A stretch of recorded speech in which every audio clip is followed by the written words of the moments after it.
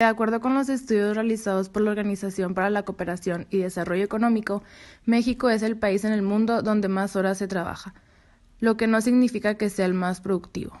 Parecen haber muchas posibles respuestas ante este problema que va agravando no solo la situación económica, sino afectando la calidad de vida de los trabajadores. Según estadísticas de la OCDE, el empleado mexicano en promedio labora 44 horas a la semana en su trabajo principal. Si bien la cifra ha disminuido año con año desde el 2000, en México se trabaja 8 horas más que el promedio de otros países miembros de la OCDE. A continuación está una tabla del total de las horas laboradas por año por trabajador en el 2014 de México, Estados Unidos, Japón, España y Alemania.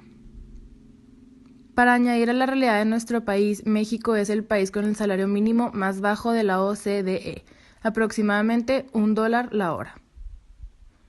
En tanto, la productividad de las jornadas laborales, pese a los extensos y extenuales de nuestro trabajo, tampoco reflejan buenos datos, mismo que casi 50 puntos por debajo de Estados Unidos y Alemania, países con los niveles más altos de la OCDE.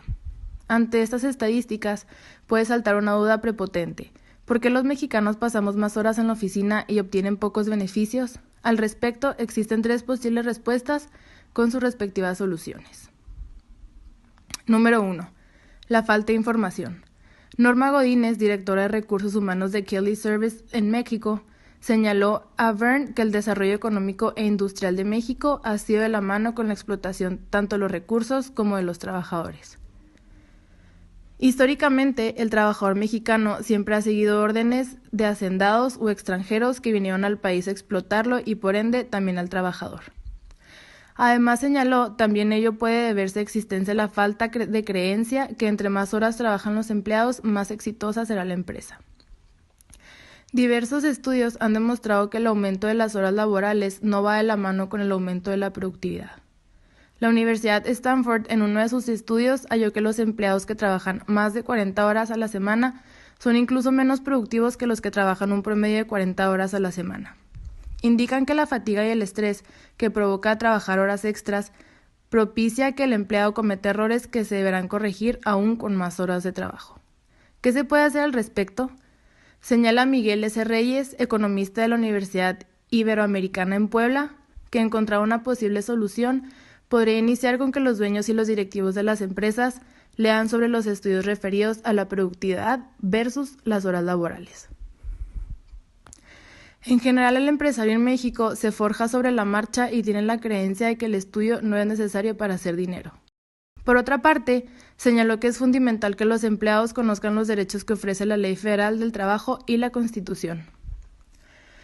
Recordó que la Constitución se establece que las jornadas laborales deben durar máximo 8 horas y los trabajadores tienen derecho por lo menos a un día de descanso a la semana.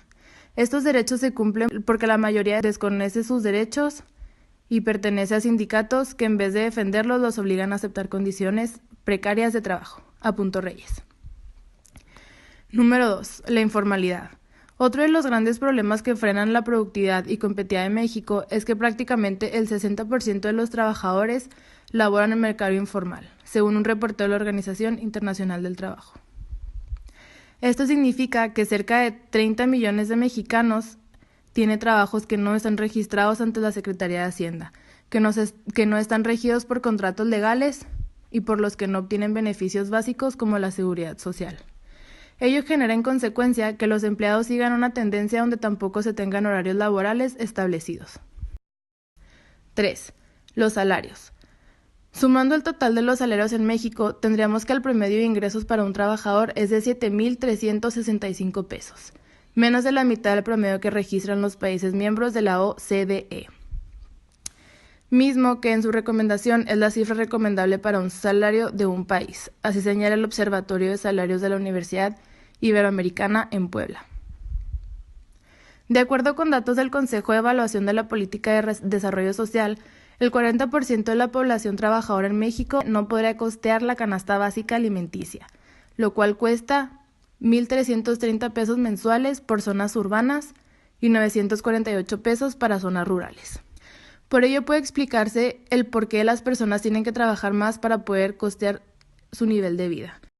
Una de las soluciones más viables, señala Godínez, es el aumento de empresas globales a los países. Algunas percepciones sobre las jornadas de trabajo y la productividad se están transformando gracias a la llegada de las empresas con culturas laborales.